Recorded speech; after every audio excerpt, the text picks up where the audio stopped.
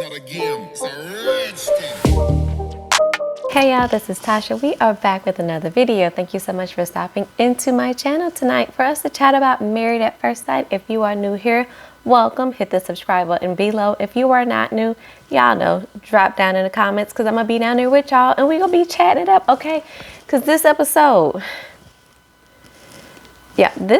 was a lot and I officially don't want any of these couples to make it. Like, not near one of them need to stay married at this point from what we are seeing. And we almost at the halfway point, and I just don't know what they could do in the last half to turn around how I'm feeling about every last one of these couples. Nobody needs to say yes on decision day. But let's jump into the episode that we saw tonight, which was episode 9. So it opens on day 20 of marriage. We see Morgan and Ben working out, Sasha and Nate cooking, Miguel is cooking with, little gaslighting Lindy next to him, and Kristen and Mitch are taking the dog on a walk. Sasha bought Nate this shirt, and until of course we got to the end of the episode, I was like, oh, she wants to spruce him up just a little bit, try to make these, man braids look a little bit more masculine, a little bit more older. Okay, if you say so. Then we see Morgan has planned a little mermaid date for her and Ben. So she says the girls gave her advice last week of maybe, just going on a date and making things fun. So I was like, this is what you choose, but I guess it's okay since we get to see Ben's abs and such as he's doing this. But this was definitely a date for her and not necessarily them. But Ben was a trooper through it all and he had a good time. So I was like, after this, Morgan, I don't want to hear no more about this lie that you are now blaming on him that you initially caused. Okay, ma'am? Okay. So then back to Kristen and Mitch, her dog Luna, who is humping the bed. Mitch is cooking and they're talking about their day. And he asks her about her life goals. So she says, right now she wants to focus on them and then hopefully having babies soon. But eventually she wants to be an entrepreneur and flip houses.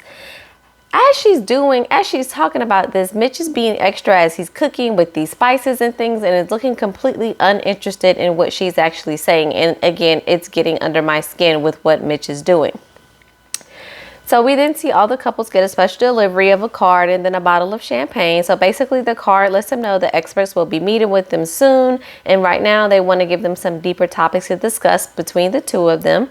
So Sasha asks Nate, was he ever, where is he with his love? Does he actually like her? And she's like, kind of, where am I on the spectrum of, basically a 1 through 10? He says we're towards the middle, like a 4 or 5. And he says that, and she immediately seems to get upset about that. And I was just like, would this not be normal? 20, 21 days into a marriage or dating someone of like, girl, I feel like I like you a lot, but I'm not in love with you. That is completely normal, Sasha. I'm not sure what the issue is. This is pretty realistic, and I am so mad that you have me agreeing with Nate here, okay? So he asks her and she says she's almost at love and she's more like an 8 out of 10. And he was like, wow, kind of now I feel bad. And I'm like, no, you don't need to feel bad because where you are is totally realistic for where the relationship is with y'all at this current moment. And even if it wasn't, you don't have to match the way somebody else feels about you just to make them feel better about themselves. How you feel is how you feel. How they feel is how they feel. And there's that. So I just feel that with her asking him this question, when she asked it, she had an answer already in her head of what she thought he was going to say. And then when that answer did not match up with what came out of his mouth, she didn't actually like it. So she asked, the last time he was in love, he says it's been a long time and he hasn't had the feelings of love as a grown-up. He says he really wants to be slower about opening up because he only wants to be married one time, which I was like, I don't know what that got to do with anything, but okay, Nate. But he truly wants them to take things slow, be friends first, and then really work their way into, really loving each other and wanting to be with each other for the rest of their lives.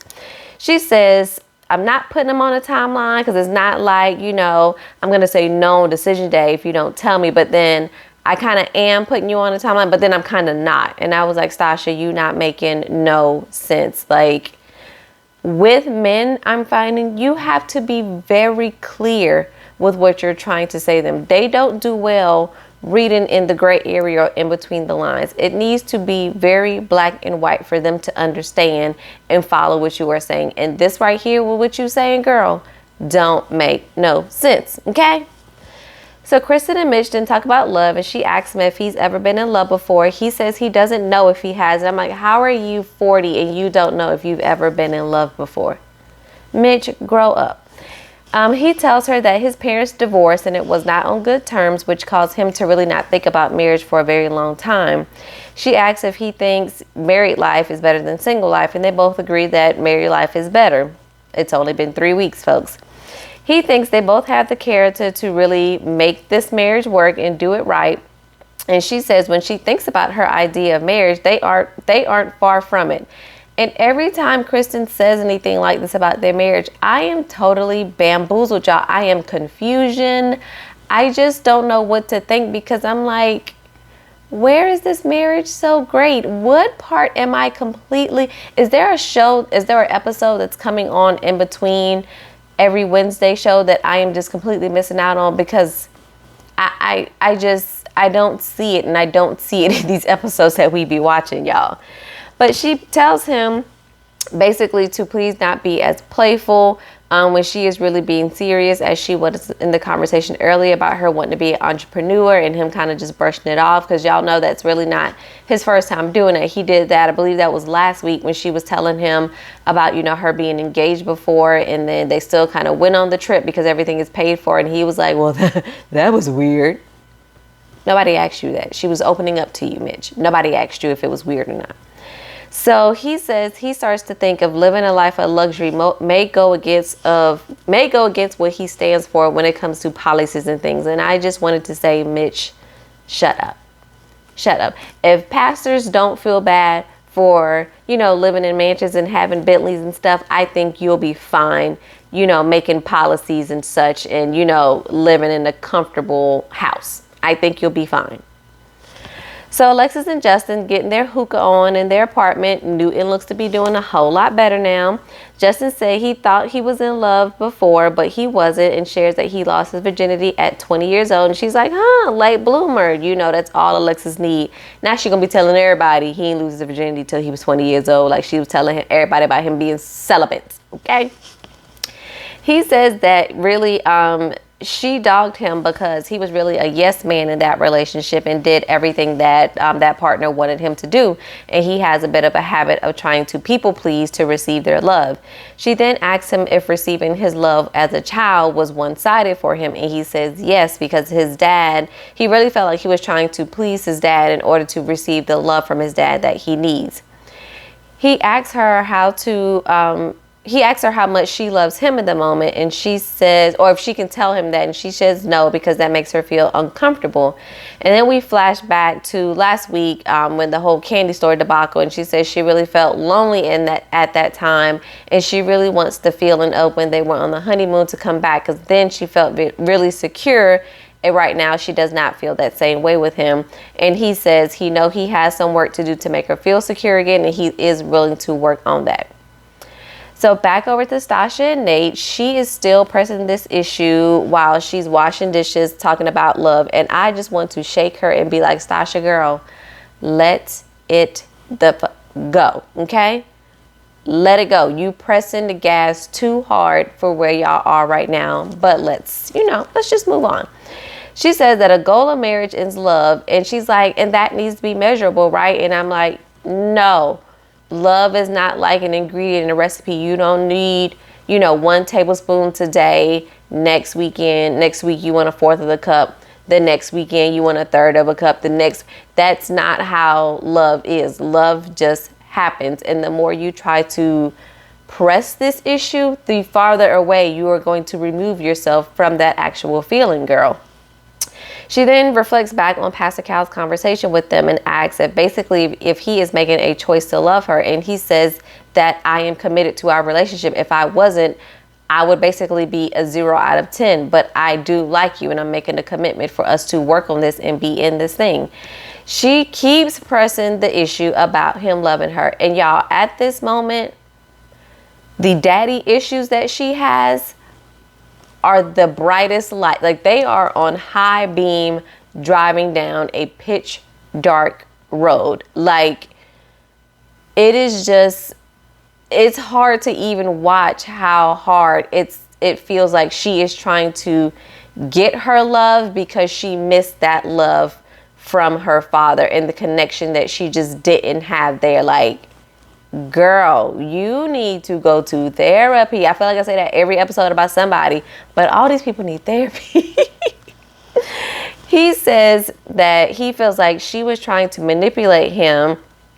And I said, Sasha, here you go again. You got me agreeing with Nate, and I don't like it. I don't like having to agree with Nate, but I am. Here I am, because you are definitely trying to play on words and, you know, what Pastor Cal said, and, you know, not making love, you know, choice, it's a feeling.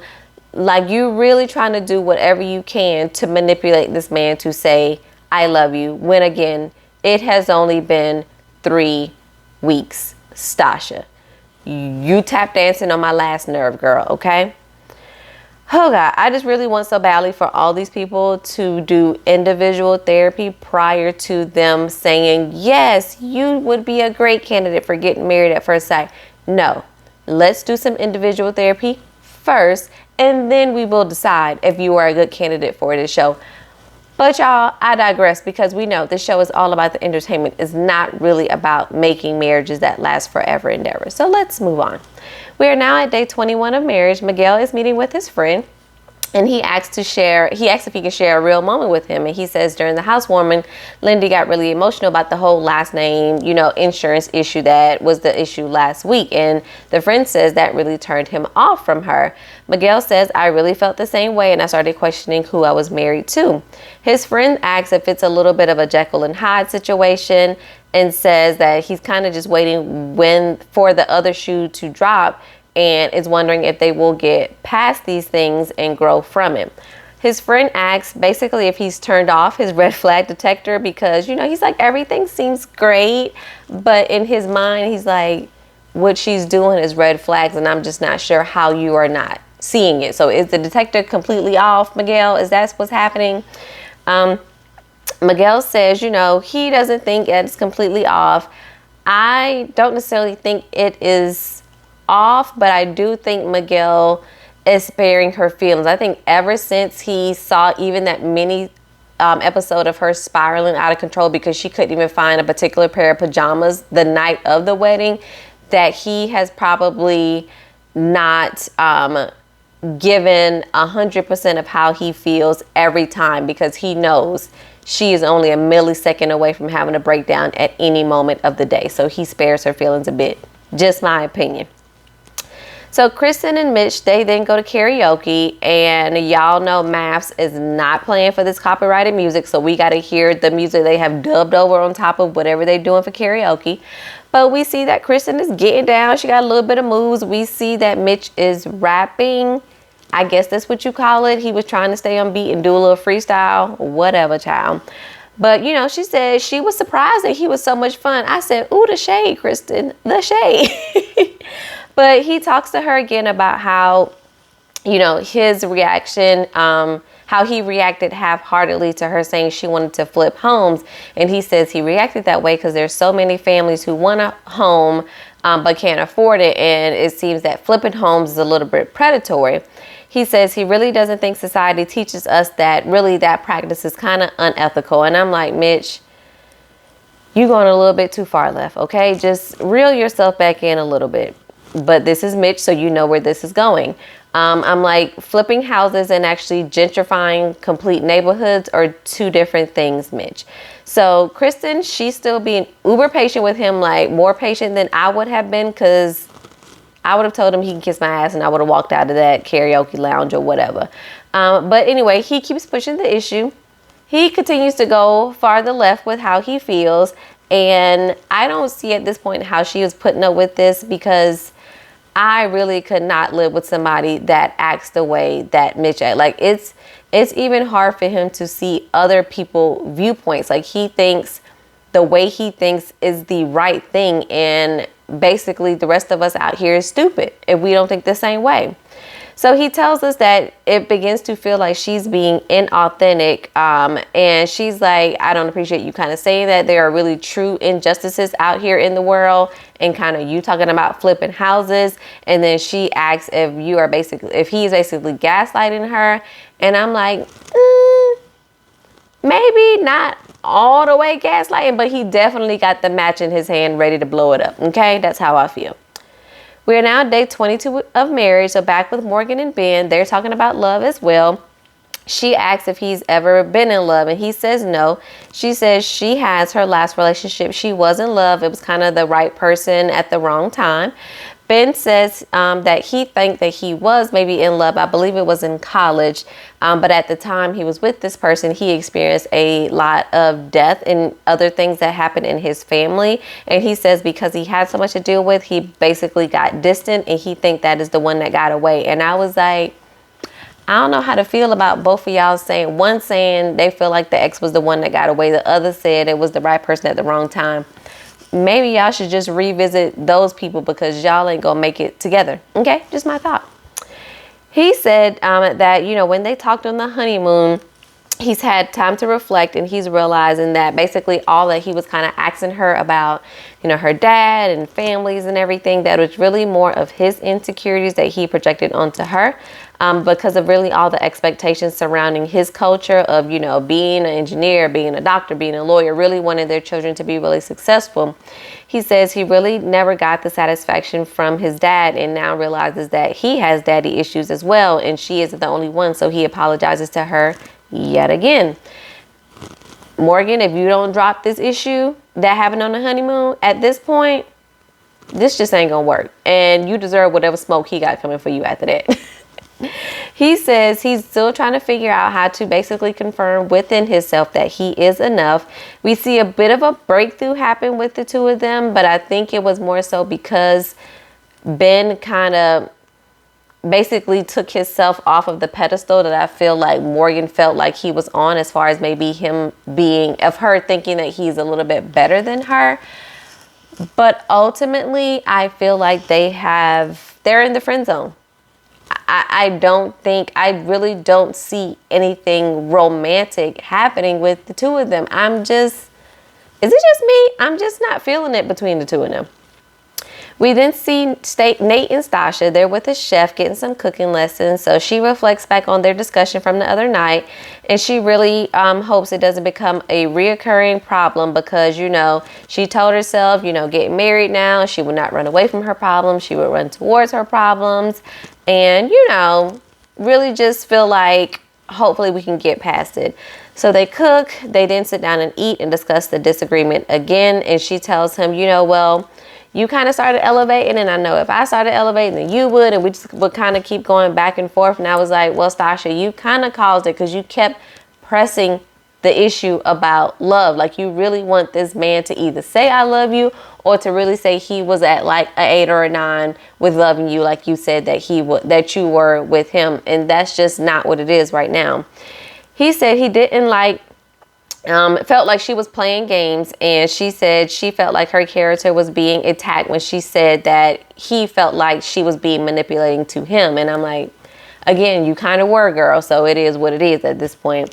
She says inside she's really going crazy. She says this in a confessional that she's really going crazy and she's cussing it out, but she's holding it in. And I'm like, well, you can't hold it in forever, honey. If this is who you trying to be with for the rest of your life, y'all gotta learn to have some healthy discussions around here and not necessarily reserve who you are, but figure out how you can get your same point across while being mindful of somebody else's emotions and feelings, because that's what marriage is, okay? He then tells her that, his last relationship was toxic, as basically she would hit him with ultimatums, which is the road that Sasha is on if she keeps talking about this whole love being a 4 out of 10. He tells her that he really does like her, and he wants her to believe in them and have faith. And she says in the confessional that all this is BS and she will still challenge him. And at this point, I said, Sasha, girl, well, just keep challenging him, and you're going to challenge him to walk right on out the door. Okay?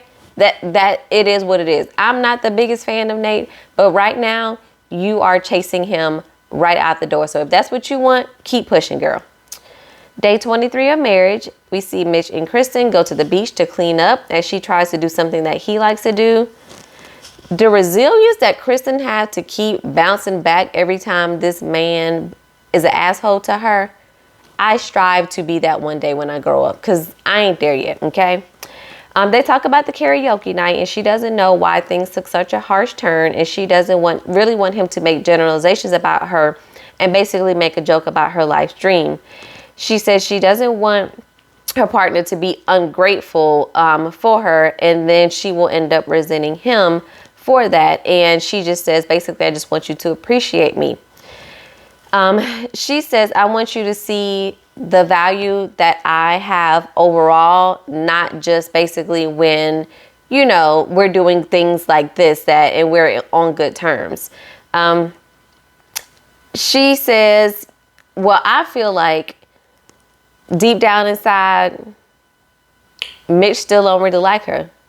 But because they having sex, you know, things are a little bit easier and a little bit better. Over to Miguel and Lindy, y'all. When Lindy came on my TV screen for the first time tonight, I was like, I truly did not miss her. I don't miss her when she is not on my TV. Like, I could do without her. So she asks Miguel what it takes for him to fall in love, and he says time. She agrees. She basically has this magic number of kind of 8 months being the I love you month. And Miguel is like, you know, usually when I see, you know, kind of a lot of outbursts or breakdown, you know, that can kind of, you know, raise concern for me. Her eyes start to get a little shifty, and I'm like, because she recognizes in this moment, oh crap, that is me. I am her. He will leave me with these outbursts. Okay, yeah. He says he's been in relationships where people have taken advantage of him because he is so easygoing. And she's like, well, I just hope that you can really just support me as I'm going through these things. And, you know, we just can't keep score of like, oh, she's done, you know, 5 things. Now it's time for me to leave. And I'm just like, I'm kind of like Miguel. Miguel is just sitting there nodding. And we all know when people kind of just nod like that, the head is saying yes, but your head is like, this is some bull. But I'm not going to say it right now because it just ain't worth it. That's the vibe I was totally getting. And then she goes, you know, about, you know, I guess, you know, it'll be interesting to see a little scorebook later. And, you know, there's really no timeline on, you know, how many F-ups that, you know, you can have. I'll just keep, you know, trying to work on it. We'll push through. We'll just talk about it. And I'm like, Lindy, you just trying to say all this because you trying to make it sound good that when you have these outbursts and breakdown, you want him to give you chance at the chance at the chance at the chance at the chance and not leave you behind. But newsflash, everybody's not going to put up with that, okay? Miguel looked like he ain't going to put up with it. And quite frankly, I can't blame him because I would not want to put up with that long term, okay? So Alexis and Justin have a picnic date on the beach, and he talks about him wanting to really be a good husband. And he says, you know, being married isn't easy. And she says the same thing. And it's not an easy out, which was why Alexis wanted to kind of just take this leap of faith of getting married at first sight. She asks if they were dating, would he still want to date her? He says yes. So he asks her what is making her stay committed and would she stick around if they were just dating? And she says no. And really her answer boils down because of the whole situation that happened to Newton. And again, Alexis, you cannot pin this entire situation on him. Newton is your dog. You have to take some responsibility on this whole introduction and how things went, the whole medication and all that stuff. You have to, if that is your child, I'm going to need you to care for him. Okay? All right. She says she's putting in more effort because they are married when normally she would just run. So that's her effort, I guess. She says she just wants him to really understand her. She doesn't need him to necessarily empathize with her, but maybe just sympathize with her. Okay, Alexis. Okay. We then see Morgan and Ben at home, and he's prepared a little date for them. He's even, noted that he bought the premium meat. I said, look at Ben spending money, okay? But they having a little Korean barbecue at home, and I initially was like, so how does this work inside an apartment? And not even 5 minutes of them cooking on the little grill thing, smoke detectors start going off all over the apartment. I'm like, yeah, I would think that's a bit of a fire hazard when you're not in a big open restaurant, But what do I know? So they talk about him being a people pleaser, and he says that it really stems from his childhood, because when they were immigrants, so a lot of times wherever they moved, he was the only Asian kid around. So basically he was the brunt of kind of a lot of jokes. So he would basically just do whatever to fit in. She says she kind of grew up the same way, and kind of really as far as being, people pleaser, and kind of what helped her was cutting her dad off, and that helped her overcome it. So they basically sit here and begin to trauma bond over their childhood, which they both need some therapy on. He asks if she is healed. She says she has, but again, I'm not sure about that, because you just dragged out this whole issue with Ben for the past 2 weeks. So I don't know how healed you are, but okay, Morgan. Day 25 of marriage, we see the couples are now getting ready to meet up, and all the wives have gotten their husband the same shirt. So it's going to be a funny prank when they all show up dressed alike. But of course, we get to Mitch and Kristen. And Mitch cannot just be the go along to get along fella, just like everybody else. So he says he can't wear it because it's not something that he would wear. I said, it is just a striped shirt. What's the big deal about a striped shirt? Put the shirt on, Mitch, and stop being okay? So he sticks to his guns and is being super petty. She asks to talk to him in the bathroom as if they are not still mic'd up and we can still hear them. So she ends up telling him all the wives got the husband the same shirt as a prank. So if you don't wear the shirt, you'll be the only one that does not have a shirt on. He starts cussing, says he isn't wearing the shirt. And I just don't get how he is making a big deal out of something so small. Mitch is completely exhausting. So we then see all the couples get together on the roof. Ben and Justin get there. They realize that they have the same shirt. Then Mitch and Kristen show up because Mitch eventually agrees to wear the shirt, although he has to let us know he ain't gonna be wearing it for long, child. And then Miguel and Lindy show up. And then finally Nate and Sasha. Everyone laughs. It's a cute little joke. I'm here for it, okay? And then, of course, 60 seconds later, Mitch has to go change because he just cannot be in this shirt for another minute, or, he's gonna turn into the Incredible Hulk. So he comes out in his backup shirt, and Alexis said, and that was the better option? I said, Alexis. She stayed saying the first thing that come to her mind. And sometimes I'm mad at it, but this time I was not mad at it. It was hilarious, okay? He then tells the group that he looks at it differently, and when you buy someone a physical thing, it's something they take on, and he doesn't buy people things that they don't want or ask for. Kristen says she thinks it's weird to not wear a shirt that your wife gave you, and she only got him to wear it after revealing the whole surprise. And then he says, to be honest, it's not a big deal. And I said, but Mitch, you are making it a big deal. Like, how can you say that when you are the one sitting here making this a big deal about you wearing this shirt? Anyway, we then see Dr. Pia shows up, and she's actually a psychologist and a sex therapist. So they're going to do some group therapy work. They start with this little emotional wheel that's on their table, and so that they can go deeper past the basic emotions of kind of, being happy, sad, angry, blah, blah, blah. Only thing I could focus on was Alexis and this flower headband. She looked exactly like that Instagram, TikTok filter, whatever it was a few years ago, of the flower headbands that had the girls in the chokehold. And I was like, Alexis, why? Why? Just why? Okay.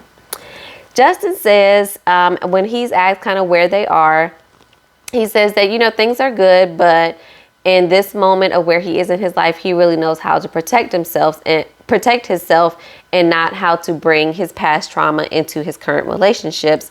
But also, that doesn't stop me from being vulnerable. And Alexis is a little bit confused. Dr. Pia is a little bit confused. Alexis starts whispering to him about, how this don't make no sense. Dr. Pia asks Alexis if she agrees, and she says no. And then he starts speaking for her, and she's like, oh, now You talking for me? And I was like, yeah, Justin, is that what we doing now? I need you to fall back just a little bit. And then he says, basically, if he has to break things down like a third grader or go around in circles, he's just going to drop it and shut down. Again, Justin, that makes no sense. If you love this girl so much, you want to be in love, you want to have a marriage, you have to communicate, people. You have to communicate.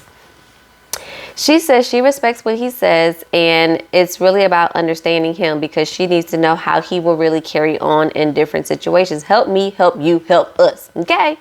Dr. Pia tells them that they have to really keep talking until they get to a resolve, even if that means revisiting a situation later because things may be a little bit heated.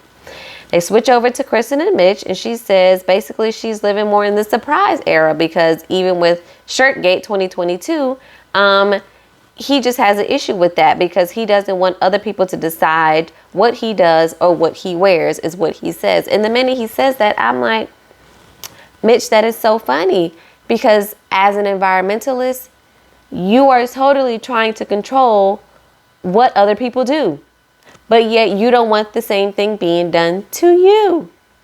How ironic. Dr. Pia asks how they can compromise. And he says that there's just a point where you can't compromise too much and then you lose yourself. Dr. Pia asks Kristen if she's felt like she's losing herself. And she says, yeah, I feel like I'm losing myself a bit. And I'm like, bravo, Kristen, because we could all see this for the past few weeks that you were totally losing yourself and trying to make Mitch happy, girl. And again, I don't know why, because Mitch is not the greatest catch. I don't even understand in this moment how she is still letting him have his arm wrapped around her and she ain't just, completely walked out of this whole situation. So they move on to Morgan and Ben, and Morgan says it's been better. They started in the red, but now they're in the yellow, opening up more to each other. And basically says she just needs more reminders about how, she's pretty. She needs a little bit more words of affirmation. And Ben was like, girl, I called you icy today. And she was like, okay, but icy is not romantic. And like I said, these two are friend zone. He's telling her she looks icy. Friend zone. Lindy and Miguel, it's now their turn, and she says she wants Miguel to really see her crazy self, just when I kind of just get all up here and just to get a little taste of it. And he was like, yeah, I kind of saw that and didn't really like it. She was like, yeah, you kind of like shut it down. And, I needed to see that you could kind of reel me in. Girl, you are a grown up. Reel yourself in or, be able to coach yourself to not even go there. It's called being a grown up. She says she isn't sure if she is holding back because she's afraid of how he will react. And I'm like, girl, you are indeed holding back. We got a little taste of it. You let it sneak out last week. But you are indeed holding things back because you are afraid of how he will react in him leaving you. Now it's Sasha and Nate's turn. Sasha is going in saying she feels sad, hurt, abandoned, isolated. I say, girl, you laying it on thick, ain't you, Sasha? So she keeps saying he isn't really matching her vulnerability. And I'm completely over this, y'all, because what I've learned is that you cannot discount somebody's efforts because it doesn't meet your expectation. Because that's exactly what Sasha is doing in this moment. This man says he is trying. The things that he says that he is trying to make the effort. And because it does not match the expectation that she has, it's all for nothing. And she's getting on my nerves with this. She really just wants a yes man, somebody that just fawns completely all over her and loves her stinking draws. And right now, that ain't Nate. She says she doesn't want to give up, but also she doesn't know how long she's going to wait for him to catch up. It's been 3 weeks. Y'all got 8 weeks. After the 8 weeks, it's either a yay or a nay. Like, you are really trying to fast forward this whole thing. Because she's a little bit older, she wants kids. She knows her biological clock is ticking. She wants to just speed through all the speed bumps and want us to just get to the happily ever after with, the 2 kids and a dog is really what she's trying to get to. Girl, you really just trying to move fast to be out here if you do have a baby, to end up being a single mom because you're going to run this man off. You're doing team too much. So we then see Sasha and Nate. They talk after the meetup with the couples. And he feels it's really a disconnect because he's like, other people really see that I'm putting in the effort, but I don't get how my spouse isn't recognizing that I'm putting in the effort, and her not recognizing is really hurting my feelings. She then told him that she needed to see action from him. And he says he's trying to show her through his actions, like, you know, going to therapy and talking and things like that. And he says at this point, he does not feel the actions nor the words really matter. And again, girl, you got me agreeing with Nate in these streets. You got me agreeing with Nate. Why have you done this to me? Why have you done this to me, Sasha? Why? But I have to agree with Nate. I do feel like that as well. Nate is now getting upset and says he's getting to the point where he really does not want to prove himself anymore, and it's just not going to work out. She says she does think he's making the effort, but says, you know, the things you're talking about is really future things, and the current things that I need is really communication and vulnerability.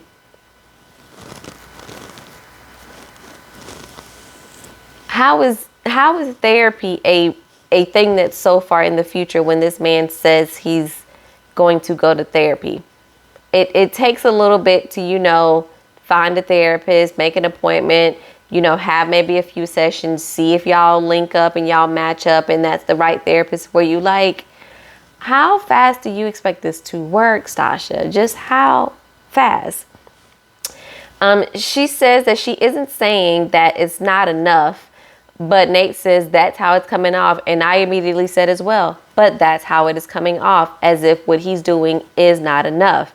She says she doesn't see it as a big issue, and the way he is reacting is scary. And I said, Sasha, if you don't cut it out, because this is a big issue, because basically last episode and this episode, you have constantly been on this man's case about him being vulnerable and opening up to you and saying, I love you, when he is not there yet. Or he is making more progress than he ever has, but it's just still not to your level. And it's either you take it or leave it.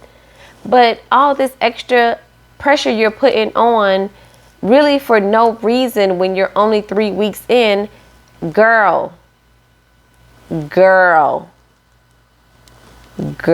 it's too much.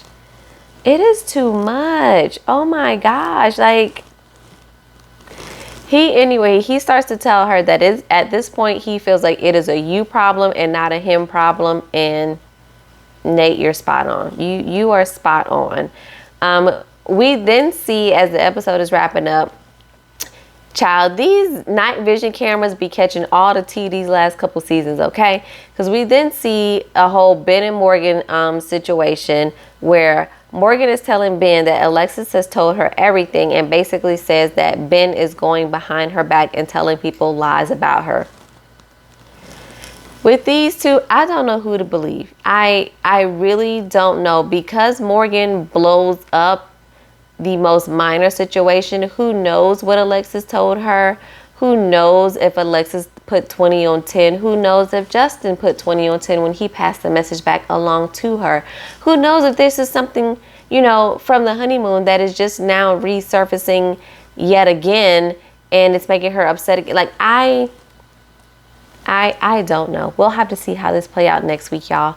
But let me know your thoughts in the comments below. What did you think about this episode? You know, what you thinking about the couple so far? Are you like me, where I feel like nobody needs to stay together? Or do you have some favorites that you feel like you really want to see make it to the end? Drop that in the comments below. We will chat it up there. And until then, I'll see y'all next week. Peace.